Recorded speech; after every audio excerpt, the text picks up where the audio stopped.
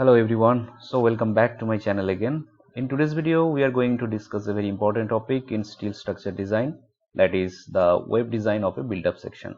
Many engineers know how to calculate bending moment and choose a section, but when it comes to designing the web plate, checking shear capacity and deciding whether the stiffeners, any type of stiffeners, maybe it is longitudinal or transverse, this type of stiffeners are required or not, and this is sometimes confusing, right? So today I will try to explain the complete process step by step with practical engineering logic and our IS 800 provision. Okay, how to design the web of any built-up section, right? So let's get started. A built-up section is formed by connecting individual steel plate, right? So in many cases, you know that the plate girders are quite higher depth. This may be sometime let's say 2500 also. In case of bridge, you know, if our composite girders are provided for bridge girder, in that case this depth may reach up to 2500, right? So this is very simple to design for bending, but in many cases we miss the local checking of this web during design, right? And also in case of a box section, there is also we have to check this webs, right? So basically why we are talking about this web designing, in many cases, though the shear capacity of this wave is much higher, but locally this may buckle or the crippling may be happen, right? So if this is the beam, we know that if this is the load, and for this I section the bending stress distribution is like this. So all the bending stress is carried by the flange, but the shear stress distribution is like this. So the majority of the shear force is carried by this web only, right? So now let's consider a practical problem where we have a web of 1200 mm. This is the factor shear force, and we will try to design this web, right?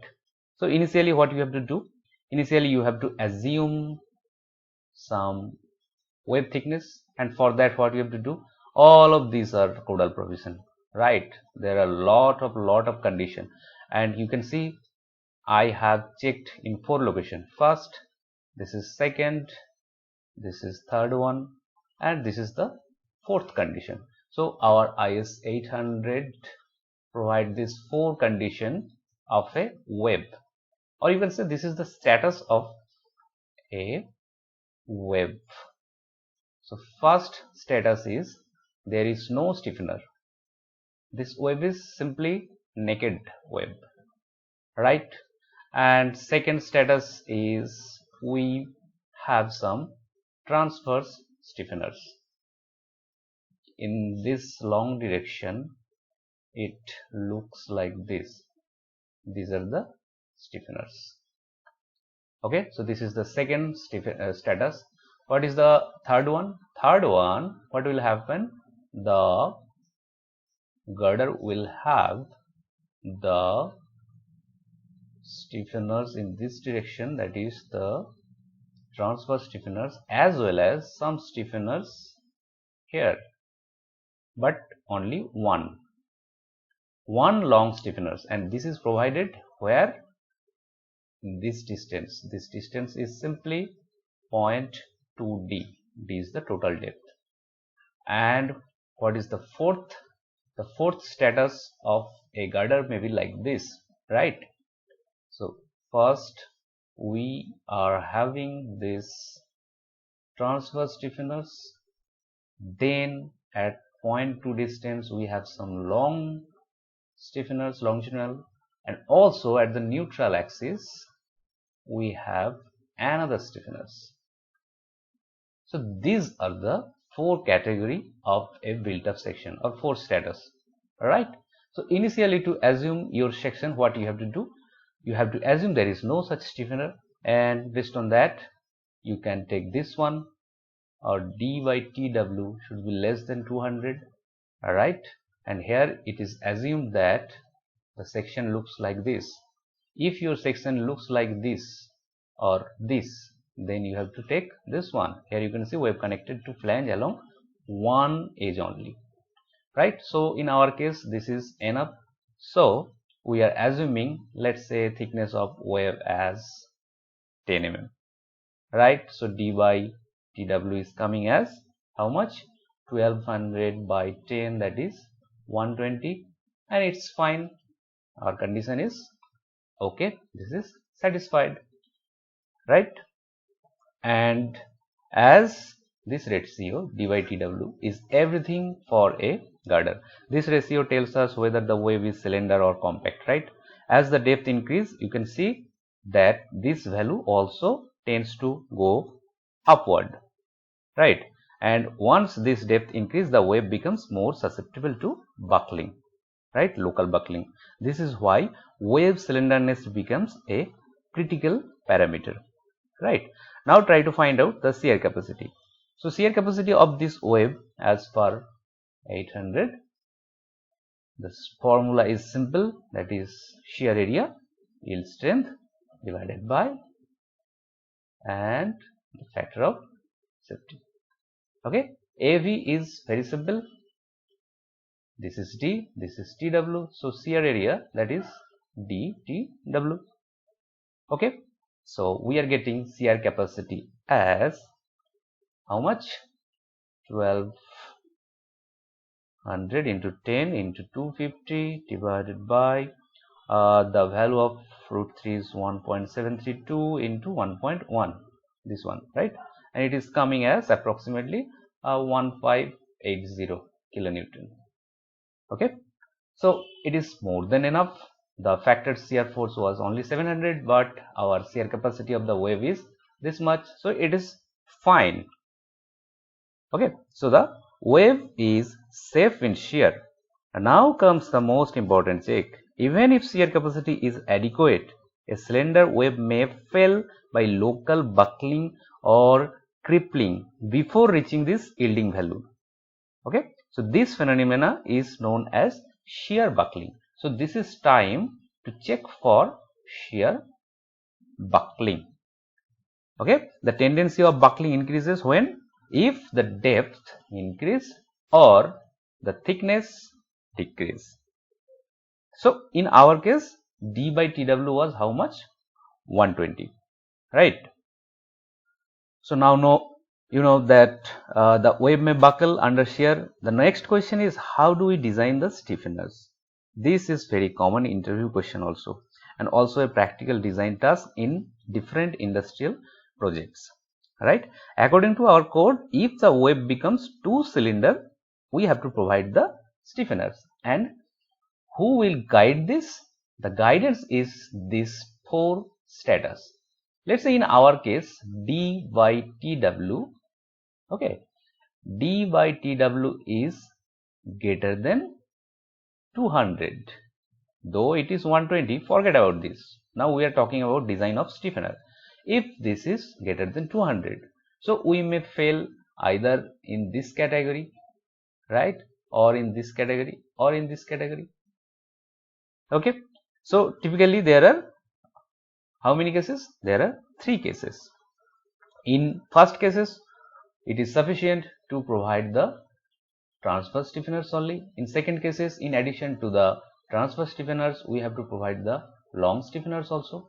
And in the ultimate case, we have to provide this one, transverse stiffener as well as 2 layer of long stiffeners. And in that case, we will achieve d by tw as almost 400. So for this particular depth, right, tw, so 1200 divided by how much? It is 400. So even if 3 mm tw will be enough, but practically we always provide more than 6 mm, and if it is rail structure, in that case we provide more than 8 mm for the wave thickness. So when this will be required, Very simple.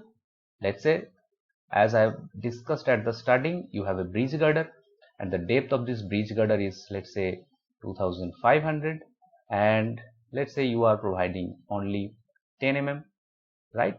So if it is 10 mm, then our value is coming as more than 200,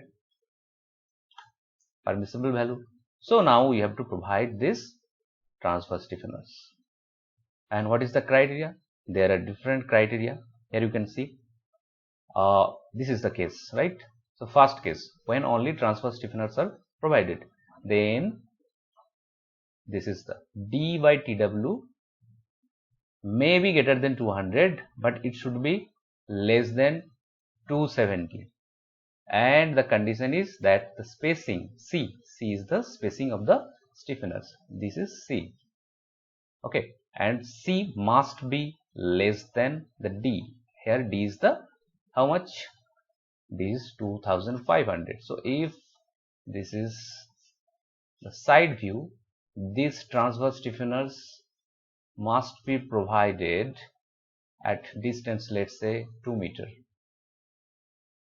interval, because the depth is 2500. Only in that case this 10 mm thickness will be allowed, right? I am not going into the detail of stiffener design, because there are two type of stiffener design, you know. First one is the intermediate stiffener design, these ones, and also if there is support, then you have to design the bearing stiffeners also, right? So if you till now enjoyed this video, and if you find this video useful, in that case you can let me know in the comment that, well, it will be better for you to discuss these two type of stiffener design. Definitely I'll do that in the next video. And just before finishing this video, I am giving you some bonus interview question that may be beneficial to you. You may be asked that why the stiffeners provided in pairs, right? The answer will be symmetrical load transfer, or better buckling resistance, or easier fabrication, right? So this type of questions are very common. And before concluding, I just would like to convey you that by going through the different status, right? First status, second status, third and fourth, you can see that we can tweak different conditions just by varying the spacing of the stiffeners.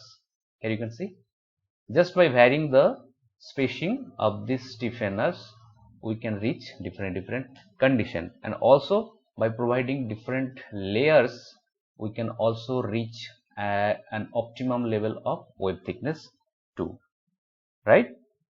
So remember, a girder rarely fails because of insufficient strength. Here you can see that the strength is enough compared to the factored shear force, right? It often fails because of the instability. And who caused this instability? The slender web. And this instability result to local web buckling or web crippling, right? So that's it for now. If you love this video, don't forget to share it.